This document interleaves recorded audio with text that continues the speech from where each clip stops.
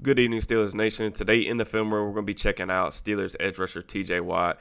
Just a masterpiece of a performance against the Atlanta Falcons in the season opener. Had a sack, 3 pressures, a pair of run stops. Honestly, the film's way more impressive than the box score would even indicate. So I wanted to kind of take this time, show you guys just a little bit of what kind of makes him such a special player. But just some housekeeping notes before we get started. Please make sure that you like, subscribe, comment to help support the channel. For those of you interested, I'm going to be breaking down Justin Fields' Steelers debut for All Pro channel members and above. So I'll leave the link in the description for you guys to join if y'all are interested in that. As for this video, let's rock it. So in my post-game column yesterday, I said that Watt's dominance is something that really can't be taken for granted, whether that's from the fan base or from the people like me that, support, help cover the team. Whether it's him consistently compressing the pocket, the opportunistic turnovers he creates, or just him making plays in the backfield against the run. I think it's important that we acknowledge just how rare of a player this is, in a Steelers uniform. One of the best that I've ever seen do it. And something that I think makes TJ a pretty rare player is this play is a good example. We have a lot of great pass rushers in the NFL, particularly at the edge spot. But he does this as good or better than anyone that I can ever remember seeing. The Falcons are going to be running wide zone to his side. He's going to end up slipping this block inside to make a tackle for a loss.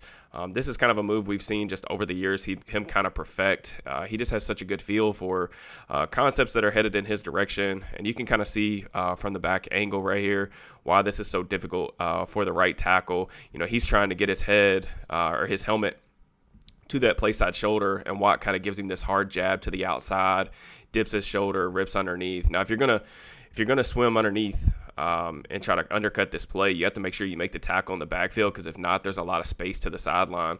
But making those calculated decisions, those calculated risks, they can pay big dividends, and that's something that Watt's really made a career of. And one of the things I liked about this performance from TJ, just as a pass rusher, I felt like he was winning in a variety of different ways. He was winning a lot outside as a speed rusher, as we normally see, but he also had a couple really nice wins on some inside counters, which I thought was, craftsmanship from him and just knowing the scouting report and things like that. This one right here, very fortunate for Atlanta that this wasn't picked off, but he does a good job, getting upfield and then swimming around for an inside counter. This ball was in the air for ages. There's 4 Steeler defenders right there, and somehow it wasn't intercepted. So kind of unfortunate, but a very quick win for Watt, something that affected Cousins quite a bit in terms of him trying to get this ball off. Kind of look at this rush from the back zone angle. Really nice job by TJ, just from a hand placement and hand usage standpoint. He's going to use his left arm to kind of affect the outside arm of the tackle, and then he's actually going to take his right arm and kind of pull the tackle's jersey. Nice veteran move right here for the inside swim. And something we talked about in the pregame show with Cousins. Cousins is a guy who doesn't like to get too deep in his drops, so he normally settles in about 7-8 yards, which does help the tackles.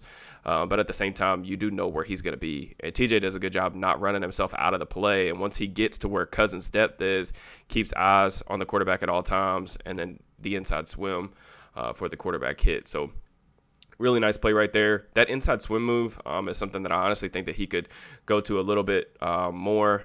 This was the really unfortunate play right here, a really splash play. I kind of freeze frame this for you guys to see it, and I'll kind of slow it down. Maybe you guys can tell me if he's offsides or not. To me, it looked like he timed it up perfectly. I know that he said post-game that the ref, apologized to him and said that they blew the call. I think Pro Football Talk or something like that tweeted that out. But to me, just TJ's get off obviously has been, really his calling card, like his ability to get off the rock, roll off of that front foot and cover so much ground in such little time. It makes it really difficult on tackle. Something that was really interesting was that the Falcons leaned into a lot of shotgun and pistol runs on Sunday. Probably a lot had to do with, Kirk's health. But this is something that the Rams did last year in that matchup. Of course, Zach Robinson, the Falcons offensive coordinator, comes over from that branch. But one thing that I think that Watt really picked up on was they were in the shotgun or the pistol about 96% of their plays, but when they went to the pistol, they ran the ball 82% of the time. So they were clearly very afraid to bootleg Kirk Cousins. Well, on these outside zone run concepts, the quarterback is typically the one that's responsible for the edge rusher. So as the game kind of wore on, you could see TJ just making a straight beeline towards the running back, and that's smart. I mean, if the offense isn't giving you any reason to respect the bootleg, but that's just good football IQ. And I think, again, just his motor and his hustle from behind is something that always stands out on tape. And when your best players play hard like that all the time, it's definitely good for your defense, and I think it sets a good example Here was another, like I tweeted this out. I thought that TJ at this point in the game was having one of the best like zero sack performances that I could remember in recent memory, just because this is another strip sack that gets called back due to an unfortunate hands to the face penalty at the bottom of the screen on Dante Jackson, who's trying to reroute in cover two.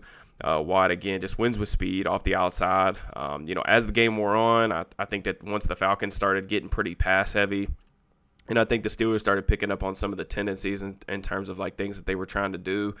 They tried to start giving Watt or their right tackle some help on Watt, and ultimately it just didn't matter. They're putting a tight end over there to kind of widen his track a little bit and force him to go the long way around to the quarterback. But you can just see like the burst and the explosiveness off the ball.